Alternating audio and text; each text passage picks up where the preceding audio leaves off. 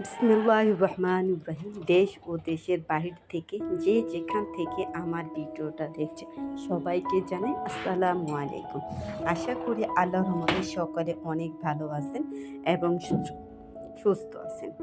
আজকে money plant গাছ কীভাবে কাটিং করি এবং পানিতে কিভাবে রাখি সে নিয়ে, কলা কিভাবে ফ্রিজে রাখা যায় কালো হয় না সেগুলো নিয়ে আজকে আপনাদের সামনে ছোট্ট একটি ভিডিও নিয়ে হাজির হয়ে গেলাম। এখানে আমি প্রথমেই দেখতে পারছেন আমি কিছু গাছ কাটিং করছি, মানি প্লান্ট গাছ কাটিং করছি।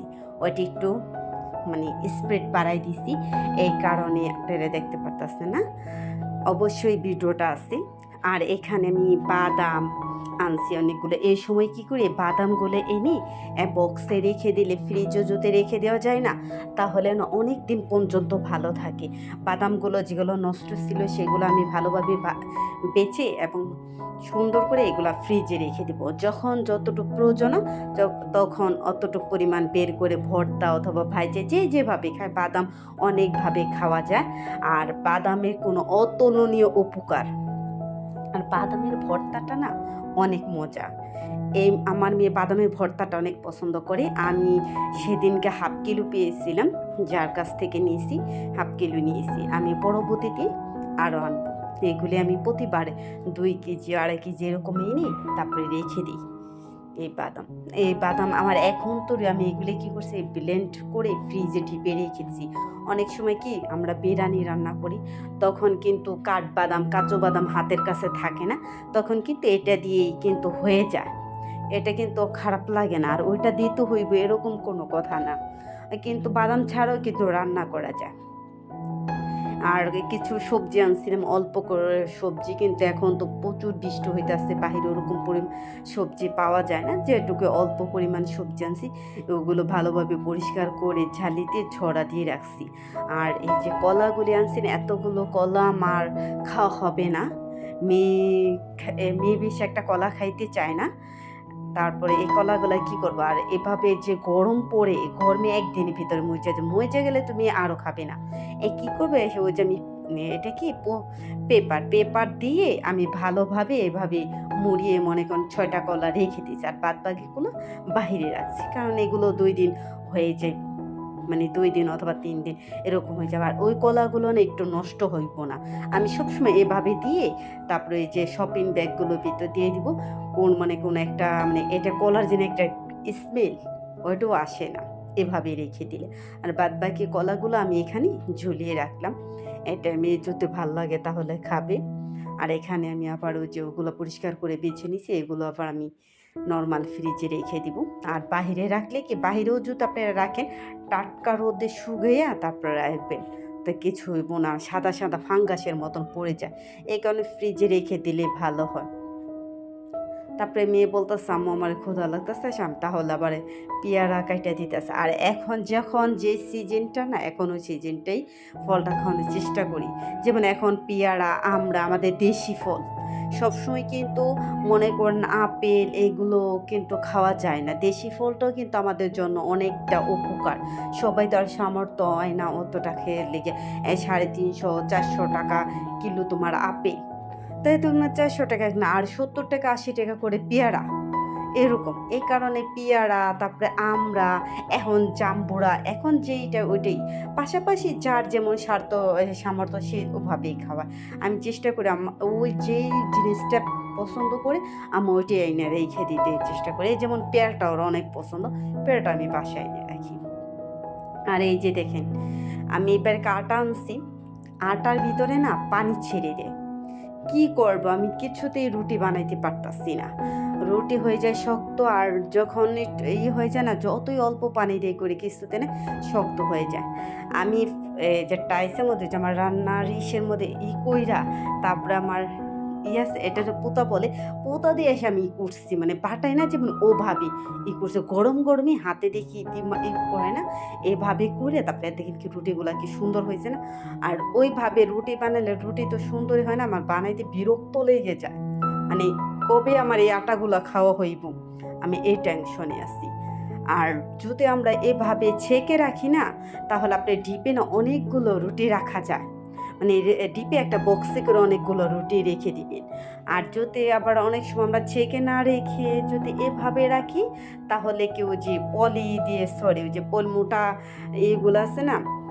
যে আটার প্যাকেটের এগুলো আমি রাখি অনেক সময়, আপনার ভিডিওতে দেখেন। ওগুলো দিয়ে রাখা যায়। কিন্তু ওটা দিয়ে না রেখে আমি এবারকে ছেঁকে তারপর ডিপে রাখছিলাম। আমি কই দেখি এবারকে এভাবে আমি আগে রাখছিলাম কিন্তু আমার রুটিগুলো না শক্ত হয়ে গেল।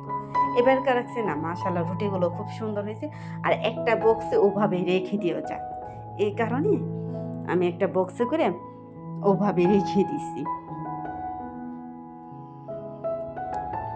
আর এইভাবে আমি একে সব রুটিগুলো আপনারা আমার দেখতেছেন, আমি আপনাদের সামনে নিয়ে ক্যামেরার সামনে নিয়ে আমি সবগুলো ভেজে এভাবে মনে করেন এই যে ঠান্ডা হওয়া অবস্থায় আমি ফ্রিজে রেখে দিব। এখন থেকে এভাবেই রাখবো, আর কাঁচাটা রাখবো না। কাঁচাটা থেকে এভাবে, আর কাঁচাটা কি মনে করেন কি একটুখানি যদি বরফ ছেড়ে দেয় না সাথে সাথে ওইটা, কিন্তু ওই যে আমার অনেক সময় যে চুলায় একটু তাপ কম থাকলে অথবা একটু পরোটা লাল লাল করে ভাজতে কিন্তু একটু টাইম লাগে। ওই যখন আমি রাখি রুমে রুটির এইটা নিয়ে রাখি, তখন ওইটা কেমন যেন হয়ে যায়, মানে পানি ছেড়ে দেয়। আর এটা না ওরকম পানি ছাড়ে না, আমি যেটা মনে করি, মানে এই রুটিটা পানি ছাড়ে এই কারণে। তখন আমি এগুলো ভেজে মেয়েকে বললাম, আমরা একটু সকালে নাস্তা আহামরিও তেমন কিছু না, আমি একটু কালো জিরা দিয়ে আর একটু মেথি মধু দিয়ে খাইতাছি। অনেক দিন ধরে মধুগুলো প্রায় আপনার ভাই পাঠাইছিল, ও যে পার্সেল করে, মধুগুলো আর খাওয়া হয়নি। আমি কই না মধুগুলো তো এইভাবে খাওয়াবো না, তাহলে আমি আবার কালো জিরে দিয়ে মধুটা খাইতে আমার কাছে ভালোই লাগে। তাহলে এক কাজে দুই কাজ হয়ে যায়। আমি একটু কুসুম গরম পানি নিয়েছি, ওখানে একটু অল্প একটু কালো জিরে দিয়ে মধু দিয়ে পানিটা খেয়েছি। তারপরে এখানে একটা ডিম, মেয়ে বলতেছে আম্মু আমি ডায়েট করবো। আমি কই তাই নি? হ্যাঁ আম্মু আমি ডায়েট করবো এখন থেকে, আমাকে এখন থেকেই করবো তাই না? আমি কই তুমি ডিমটা পুরো খাও। কয় না ডায়েট করলে পুরো ডিম খায় না। আমাকে কে বলছে? কয় না না উদ্দেশ্য ওই ডিম খাবে না। তারপর অনেকে করে খাওয়ালো না, তারপর আমি খেয়ে ফেলাম। কলা 2টা খাইছি। কলা খাবে না সে কলা খাইছে। আর বেশি বড় কলা আনতে পারবো না, মোটা কলা আনতে পারবো, চিকন কলা আনতে, এত বড় কলা আনো কেন? এরকম। আর ওখানে আমি আবার একটু ছিমের বিচি দিয়া আর রুই মাছ দিয়ে রান্না করছিলাম, সেগুলো আবার একটু নিচ্ছিলাম। এগুলো আমি একটু রুটি দিয়ে খাই দেখি কেমন লাগে, আমার কাছে ভালো লাগলো। তারপরে এভাবে মা মেয়ে বসে কথা বলতে বলতে আমাদের সকালে নাস্তাটা করা হয়ে গেছে। আর পুরো নাস্তাটা জুড়ে আপনারা ছিলেন। আর এখন তো মাশাআল্লাহ আমাদের এখানে ভালো গ্যাস থাকে, যে গ্যাস থাকে এখন রান্না করা যায়। এই কারণে হয় রাইস কুকারটা অনেক দিন ধরে পড়ে রয়েছি, উঠায় রাখবো করে আর ওঠানো হয় না। আর এভাবে ধুলাবালু করে রাইস কুকারটা নষ্ট হয়ে যাইতেছে। তারপর আমি একটু এটা ভালোভাবে আর যত্ন করলে জিনিস কিন্তু অনেক ভালো, যে সব জিনিসই কি আপনি একটা হাঁড়িও যদি ওভাবে যত্ন করেন অনেক বছর ধরে ব্যবহার করবেন। এইভাবে আমি ভালোভাবে পরিষ্কার করে তারপরে এটার ভিতরে রেখেছি, এটা ফালাইনি। তারপরে উপরে এটা একটা পলি দিয়ে, উপরে এটা এখানে পলিটা ময়লা, কিন্তু এটি আগের পলি ছিল, এত বড় পলি কোথায় পাবো? পলিটি ব্যাগেই ছিল, সে পলি দিয়ে আমি এই গাছটা রেখেছি। আর এই যে দেখেন, এটা কিন্তু আমি পেপার দিয়ে বানাইছি, কি বলবেন, এটা কাগজের, এটা কিন্তু কাগজের। আমি যখন ইউটিউব চ্যানেলে না আসতাম, আমি অনেক কাজ করতাম এগুলো বাসায়, তখন একা সারাদিন মেয়েকে নিয়ে ফ্রি থাকা পড়তো।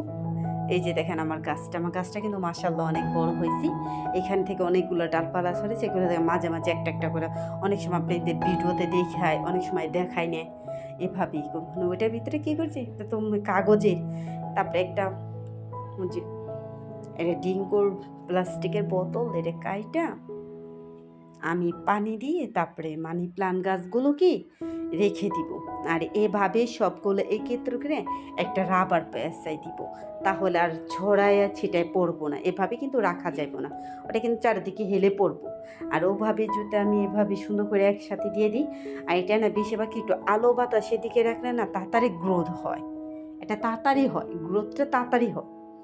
আমি যেটা মনে করি, আমি বেশিরভাগ আমার জানালার ছাইটে তারপরে বারান্দা, আমার তো বারান্দা ছোট্ট, মানে ওয়াশিং মেশিন এই মেশিন এর উপর আমি যদি রেখে যাই না, আমার এটা গ্রোথ হতে টাইম লাগে না। আর যদি আমি একটু আমার ড্রয়িং রুমে এখানে রাখি না, ওখানে তো এত আলো বাতাস পায় না, ওখানে গাছগুলো না গ্রোথ হয় না, একটা একটা করে পাতা এরকম হয়ে যায়। কি ব্যাপার, আমার গাছে এরকম হইতাছে না, এখন বুঝতে পারতাছি এরকম। কিন্তু আমি মাঝে মাঝে কি করি, ওখানে নিয়ে রাখি, ওখানে 2 দিন 3 দিন পরে রাইখে দিই, তারপর আবার বাসায় যেখানে ওখানে সেট করি। এভাবে আমি মানি প্লান্ট গাছগুলোকে একটা থেকে আমি এতগুলো গাছ উঠাইছি। এই যে এই শিকড়ে থেকে কিন্তু হইব, আর একটা একটা করে ওই গাছটা থেকে কিন্তু আমি একটা একটা করে নিই। আমার প্রায় গাছ কিন্তু মরে গেছে, আমি যখন গ্রামে ছিলাম গাছগুলো মরে যাওয়ার পর এখন আমার বাসায় তেমন একটা মানি প্লান্ট ছিল না। তারপর ওই গাছটা থেকে আমি অনেকগুলো চারা মানে সংগ্রহণ করছি, এভাবেই করছি। এই যে আপনি যেভাবে দেখালেন না, ওভাবেই আমি একে একে করছি। আর আমার পাতাগুলো কিন্তু অতটা ছোট ছোট হয় না। অনেকের পাতাগুলো অনেক ভাবিরা আমার কাছ থেকে নিয়ে গেছে, সবাই একটা করে টব চায়। বলেন সবাইকে একটা করে টব দেওয়া সম্ভব? একজনরে দিলে আরেকজনের মন খারাপ হয়। তারপর আমি হ্যাঁ দের যে আমার এই যে এটা ধরে দিয়ে দিই, যান। তারা বলে কি আমাদের ছোট ছোট পাতা হয়, তুমি মনে হয় আমাদের ভালোটা দাও না। আমি কই আরে ভাই তোমাদের ভালোটাই দিয়ে দিই। আমার একটা টব দাও। মানে